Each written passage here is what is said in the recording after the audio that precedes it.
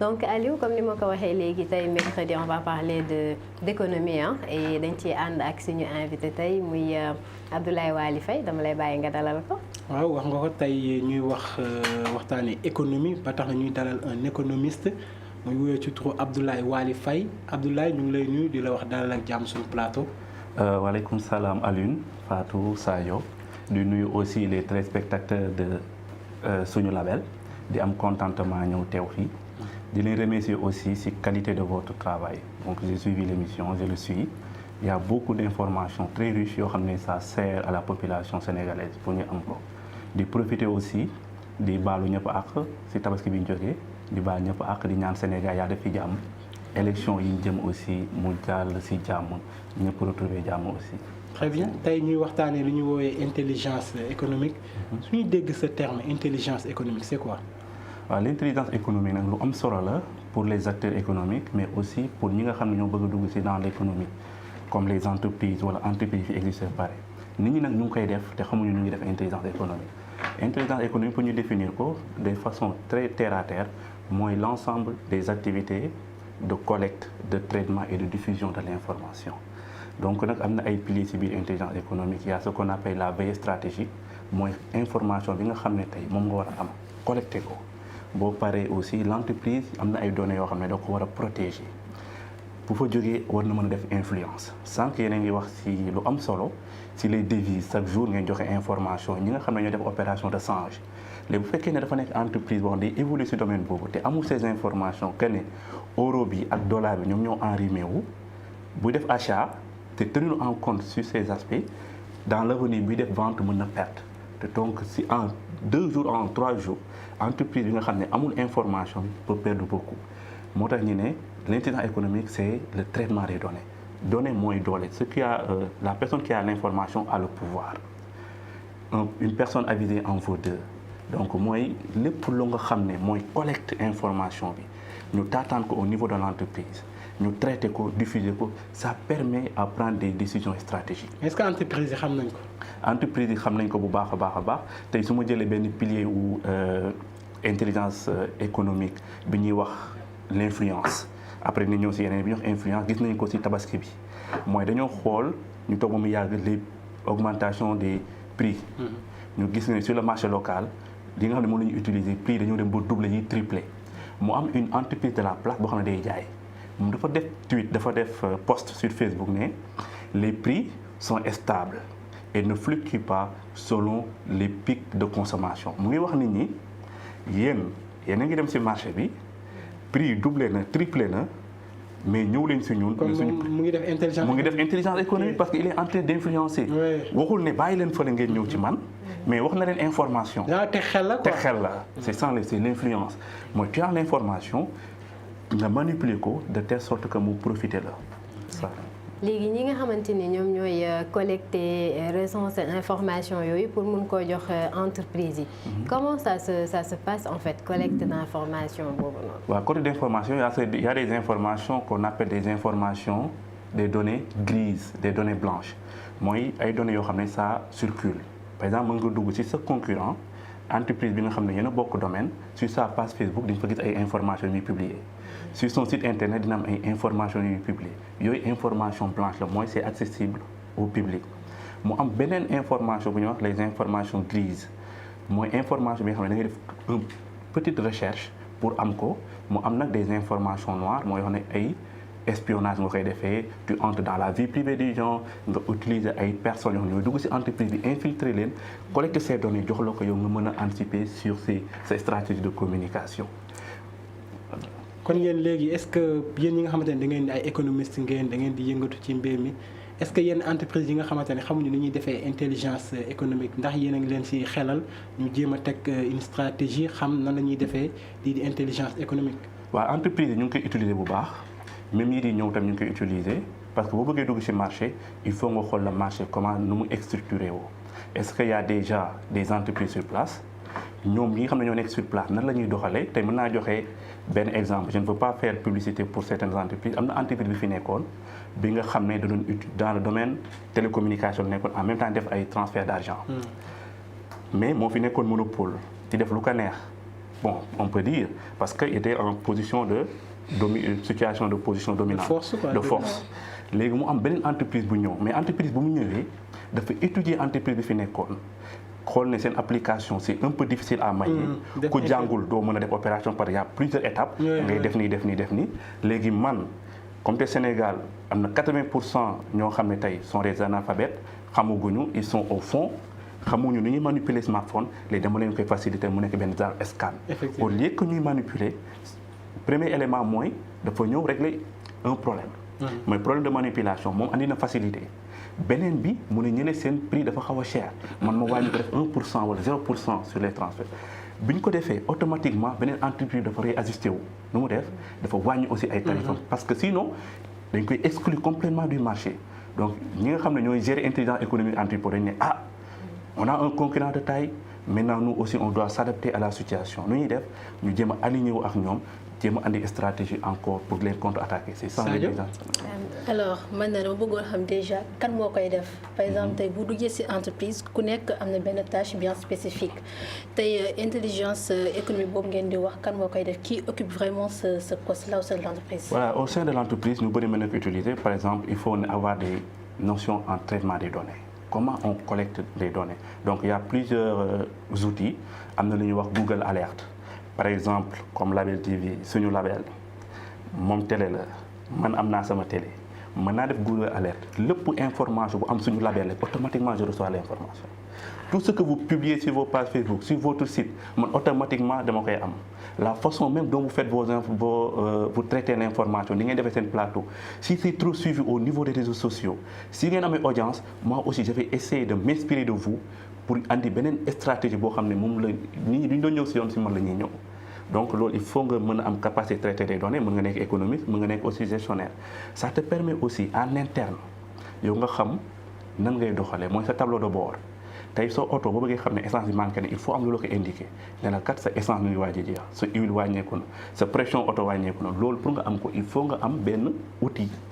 léegi information yi ngay traité de telle sorte que ñu lay jox des indicateurs de performance. d'accord léegi ci information yooyu am na ci sànq yoo wax ay information noire. maanaam du yoo xam ne da nga koy personne lambda yi mën nañ ko am. il faut benn capacité bi wala benn implication bi ci entreprise nit ki pour mën ko cee xam mais est-ce que c'est pas risqué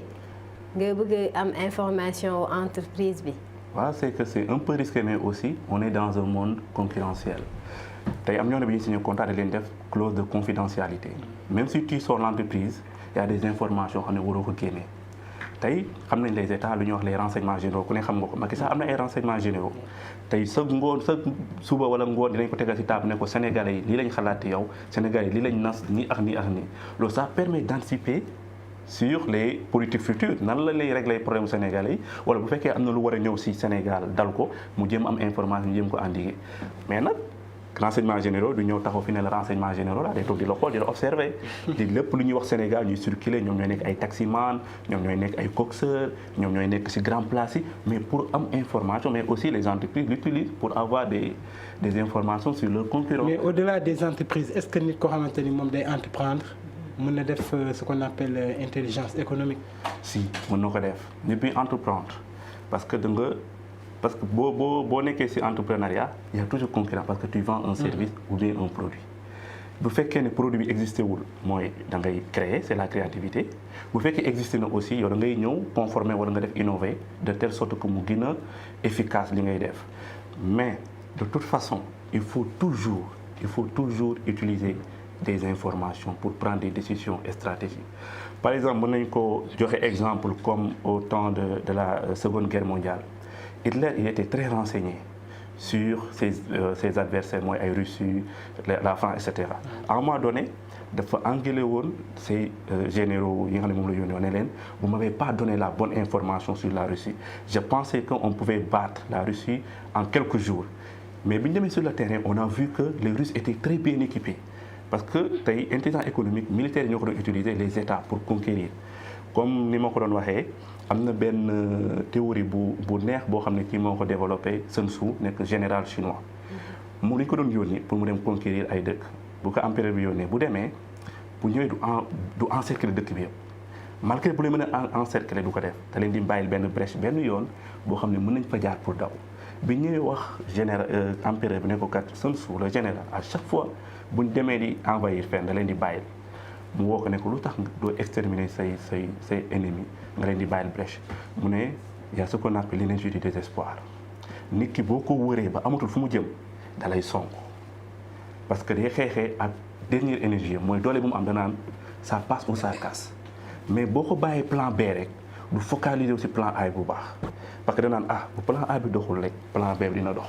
léegi nag si cacophonie boobu ñuy daw di kii si lañ leen di rey ñenn ñi rëcc mais on va conquérir le village parce que bu leen encercler benn jigéen wala benn xale mën na attaquer suñu soldats yi rey leen te loolu c'est des pertes donc c'est des stratégies des ruses qu'on utilise pour atteindre à ces fins. bon dañuy waxtaanee ci tabaski bi parce que économie la. parce que ñu bëri dañ doon wax naan dëkk bi amul xaalis man damay jigéen ñi sax naan man damay redoubler mais ba ñu gisee sañse ci tabaski bi ay tissus yu cher gis surtout ci côté jigéen ñi. donc on peut dire que dëkk bi am na xaalis on n'est pas pauvre en tant qu'économiste yow nan nga gisee loolu. non dëkk bi nag pour wax ne am na xaalis amul xaalis mais y a des indicateurs bu ñuy xool ku nekk da nga koy xoolee sa bopp am na ay priorités. mais nit nag priorité ñoo différé ci nit ñi mais nit ñoon aussi comment ils ont fait pour financer parce que am na information xamaguñ ko nan lañ def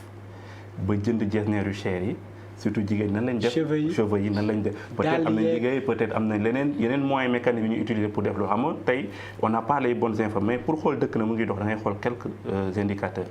da ngay xool est-ce que nit ki su feebaree dina mën a faju est-ce que yow tey nit ki rek un Sénégalais lambda mën na am lu koy métti mu ne damay dem hôpital est-ce que dina am 5000 francs pour consultation premier élément bu fekkee ne ku feebar faju bon ñun ñëpp xam nañ ne mu demee ci Sénégal est-ce que boo feebaree rek mën nga dem faju ji loolu tamit c'est à étudier beneen bi mooy sa doom tey nga war ko dugal ci école mu jàngi est-ce que tu as les moyens pour payer une bonne éducation pour ton enfant beneen mooy est-ce que yow personnellement ce revenu dina la permettre nga avoir une vie décente am de la dignité humaine boo feebaree nga mën a faju mën a fay sa location mën a am dund même boo épargné wul bu la ko salaire mën a léegi loolu dëkk boobu fekkee ne 80% de la population ci situation lañ ne ça va mais bu ñu xoolee que ne 20% rek ñoo ci nekk 80% yi avant fin du mois dañuy dugg dóor fii dàqante fii donc ça c'est pas. mais gis nañ père de famille dañuy jooytu parce que pour dire vrai Sénégal li nga xam ne tey mooy développer économie nekkaguñ si. mooy lan mooy nit ñi am des revenus yi leen permettre ñu mën a consommer normalement parce que boo xoolee coow li nga xam ne gis nga ci réseaux sociaux yi ñëpp a ngi coow naan suñu commerçants locaux yi. amuñu yërmande. dañoo yokk prix mooy wane la vie est chère mënuñu am accès sur ces produits bu ñu demee ba ñi nga xam ne tey ñoo doon wax une entreprise dégage. di retourner di def promotion entreprise boobu mooy wane tey. entreprise boobu tey mu leen di satisfaire si benn besoin mooy seen moyens li ñu am maigre moyen ñoom foofu la ñu mën a. est-ce que ñoom yokkute boobu ñu def sax du ñu may occasion entreprise boobu ñu doon dénoncer mu daal di am ce qu'on appelle benn mainmise ci askan wi. di gis nga bu fekkee ne entreprise boobu utilise na intelligence économique les fêtes à venir mën na tripler sax son chiffre d'affaires. te mën na sax wàññi prix. non c'est mën na ko wàññi parce que y a ce qu'on appelle économie d'échelle looy gën a jaay lu muy gën a bëri bu la neexee nga cacher prix parce que y a des coûts fixes. tu vois maintenant nag l'entreprise boobu li mu war def mooy prévoir à d'éventuelles ruées vers ces locaux vers ces voilà pour mu stocker pour bañ am ay rupture de stock bu fekk amee il faut que ñoom ñu jël seen matuwaay de telle sorte que dañu mën a satisfaire la demande parce que les Sénégalais comme ni ngeen ko waxee sànq nu mu ko waxee Sadio ça assure que l'information circule à une vitesse lumière 5 secondes nii toog fi di wax tey boo duggaatee ci réseaux sociaux di nga fekk beneen nouvelle information donc c'est une perpétuelle continuité léegi nag sénégalais yi moom lu ñu xës boo wax rek wala li ko mooy li ñu gëm bu événement amee dinañ dem ci entreprise yooyu te entreprise yooyu aussi il faut ñu prévoir aussi bu demande bi ñu mën mais nag ce qu'il faut comprendre le patriotisme a des limites le patriotisme a des limites ñun ñëpp dañu doon glorifier les commerçants locaux di leen défendre naan une entreprise dégage mais à un moment donné boo demee nag ku dem ba. parce que ñoom jamono ji lépp lañu yokk lépp a cher. muy taximan yeeg ñëpp mais nag poche yi léegi. léegi ku nekk na sa poche ngay défendre. Voilà. Moi je voulais juste rebondir en fait si seen waxtaan au début yéen a ngi wax collecte des données. da ngeen naan am na données yu sensibles des données yoo xam ne da ngeen koy collecter. na bëggoon xam est-ce que là parce que y a dans certains pays dans le monde yoo xam ne c'est protégé loolu la ñuy wax aujourd'hui la vie privée. privée des gens ces réseaux sociaux yi ou bien sur internet c'est protégé parce qu'il y a des données très très très sensibles yéen tey bu leen def seen intelligence économique da ngeen di soxla yenn données yu mel noonu pour nga mën a xam type de personne bii nii lan lay utiliser fan lay dem fii lay dem pour nga mën ko étudier après nga mën ko jox entreprise bi te la loi sénégalaise wax si loolu fan la loi sénégalaise encadré loolu noonu. Il y a ce qu'on appelle protection des données personnelles donc am na ay données yoo xam ne tey nit ki mënoo ko am ci moom à son insu il faut nga demander ko wala mu xam ko loolu moom loi la tey mu jëloon sa photo tey publier ko fenn wala traité dugg sa vie privée dinañ ma andi mën na ma am problème. mais am na entreprise avec la CDP voilà mais tey boo xoolee les entreprises américaines xam nga tey boo jënd am na ay cartes prépayées ay cartes bancaires. ay codes ñu référencé la mais ñoom mën nañ xam sax yow tey même jigéen par exemple bu ëmbee mën nañ xam ne ëmb na sans mu wax leen ko parce que bu ñu xoolee ne yow à chaque fois da nga ñëw si achat si seen rayon di jënd ay serviettes hygiéniques ñu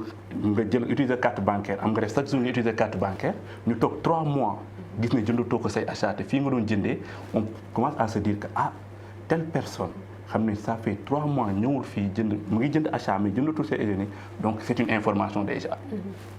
bu ñu toogee tuuti ñu gis ne mu ngi commencé jënd ay habillement bébé ñu xool habillement mu ngi commencé jënd ay couleur rose wala bleu nañ commencé xam doom ji góor la wala jigéen la déjà si stratégie yooyu da ngay toog rek nga gis nga am ay proposition loo xam ne ay produits yoo xam ne da nga ko soxla nga naan non comment ils ont fait pour xam que ne man soxla naa tel produit alors que ñu ngi traité say données. te yow xamoo ñu ngi traité say données. loolu nekk importance wala impact positif ou intelligence économique ci entreprise yi. bu ñu ko xamee dinañ mën a anticiper ci say achat ñoom mën nañ sax am say humeur tey mën nañ ñëw prospecter la ne la kat pourquoi pas tel produit c'est utile alors que ils savent pertinemment que yow tu as besoin du produit. d'accord léegi parce qu'ils ont déjà l'information. d'accord nga jàpp daal ni dañ koo def juste parce que vraiment dañoo maîtriser seen liggéey fekk suivi la woon dajale information yi ba mun a arriver à ça en tout cas c'est un domaine. Aliou amoo beneen laaj. non bon waxtaan bi am na solo parce que man laaj bi moom bu mujj bi rek laa ko bëggoon laaj. maanaam bokk jamono ji comme ni ñuy wax souvent ne ñu réew mi amul xaalis. tout est cher dans ce pays yow da ànd nga ci. léegi ma bàyyi la rek nga tàggoowaale ci comme waxtu bi mu ngi ñuy def. voilà donc di leen remercier am amee terminer ak question am opportunité bi ngeen ñu may pour ñu wax ak sénégalais yi. donc xam-xam bi bëriwul mais bon li ñu am rek as tuut ñu ngi koy partagé pour ñëw ci li mu wax non la vie est dure et les moyens sont limités loolu il faut ñu accepter ko parce que tey un jeune sénégalais bu amay diplôme am yëpp ils ont du mal à trouver du travail dafa am c'est une réalité même ñi nga xam ne ñooy liggéey aussi le revenu ne leur permet pas de subvenir à leurs besoins d'avoir des vies décentes loolu c'est une réalité ku ne dëkk bi neexul aussi ku ne dëkk bi dafa neex peut-être que tu es de l'autre côté mais ce qui est normal mooy gis nga tey y a ce qu'on appelle l'intérêt général même si c'est bon pour nous on doit regarder à côté rek bu ñu xoolee tuuti di nga gis koo xam ne ça ne passe pas te ñooñu nag ñoo war a nekk le challenge. dinañ ci gën a dellu si prochainement Aliou ma bàyyi la nga tàggoo. waaw di ko remercier moom Abdoulaye Waly Faye waxtaan wi am na solo mais aussi xam-xam bi bu ko xeeba xam-xam bi bëri na lool macha allah donc mbokk yi mu nekkoon seen émission seen matinale ñu amoon mbégte loolu teew fii di leen jox dig daje ëllëg bu soobee suñu borom comme d'habitude avec la même équipe. D'accord Sadio ma bàyyi la nga tàggoo. alors merci maa leen di remercier encore si accueil bi tey pour sama premier jour fii nii si plateau bi et j'espère que dañ continuer alors j'espère que dañ continuer voilà si même lancé bu ñu commencé tey et merci aussi à monsieur Faye pour tey ces informations yi nga ñu indi ndax am na loo xam ne xamuñu ko woon et que voilà ça a été vraiment utile merci encore à toi Fatou. merci Aliou merci Sadio ci seen intervention merci beaucoup à Abdoulaye Waly Faye ci pertinence du débat bi donc ñu doon waxtaanee tey économie l'intelligence économique particulièrement muy domaine bu large donc dinañ ci dellu si waat ci beneen waxtaan gën a yaatal donc dañ leen di jox dig daje demain incha allah suñu téléspectateurs yi àndoon ak ñun depuis ce matin ci beneen matinale yeneen invité et yeneen thème d'ici là portez-vous très bien passez une bonne journée et on se retrouve demain incha allah.